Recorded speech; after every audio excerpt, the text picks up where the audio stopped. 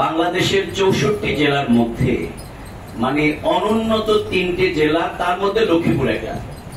এই থেকে বড় লজ্জাজনক ঘটনা, এই জায়গায় আমরা যারা রাজনীতি করি অথবা জনপ্রতিনিধি হিসাবে যারা নির্বাচিত হয়েছিলেন, এমপি ছিলেন, মন্ত্রী ছিলেন, তাদের জন্য এটা খুবই লজ্জাস্কর।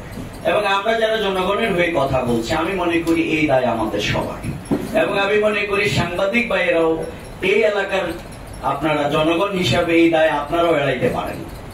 আমরা ইতিমধ্যেই রেল মন্ত্রণালয়ে যোগাযোগ করে এটি বাস্তবায়নের জন্য আমাদের পক্ষ থেকে আমরা উদ্যোগ নিয়েছি এবং আমরা উপদেষ্টার সাথে সাক্ষাতের জন্য আপনাদের প্রতিটি নিউজ চ্যানেলে যদি এবং পত্রপত্রিকা আজকে নিউজটি প্রকাশিত হয়, অর্থাৎ লক্ষ্মীপুরবাসীর যে 25 কোটি মানুষের যে দাবি, জনগণের যে দাবিটি, অর্থাৎ চাঁদপুর পর্যন্ত সংস্কার যদি হয়, তাহলে এই 25 লাখ মানুষের যে দাবি, এটি আপনারা যদি আজকে তুলে ধরেন, তাহলে ইনশাআল্লাহ খুব অল্প সময়ের মধ্যেই আমরা রেল উপদেষ্টার সাথে সাক্ষাৎ করব।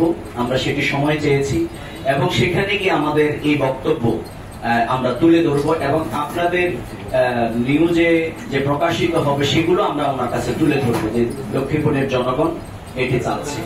এবং ইতিমধ্যে আপনারা জেনেছেন যে আমাদের এই রেল লাইন এখন বেশি আরো যৌক্তিক হয়ে গেছে। আমাদের রাস্তাঘাটের অবস্থা খুবই বেহাল।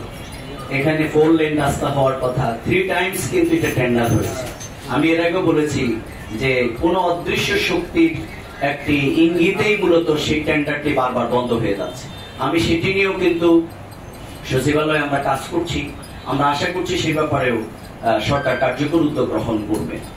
আমাদের শিক্ষা সকল দিক থেকে জনগণের কল্যাণের জন্য অবিলম্বে রেল লাইন স্থাপন করতে হবে এবং এই ব্যাপারে সরকারের নিরীক্ষার কার্যক্রম শেষ হওয়ার কারণে আমরা বর্তমান সরকারের কাছে দাবি জানাবো, এই সরকার অনতিবিলম্বে সেই সিদ্ধান্ত বাস্তবায়ন করে এলাকার জনগণের দাবি, সেই রেল লাইন যেন আমাদের জনগণের জন্য স্থাপন করে।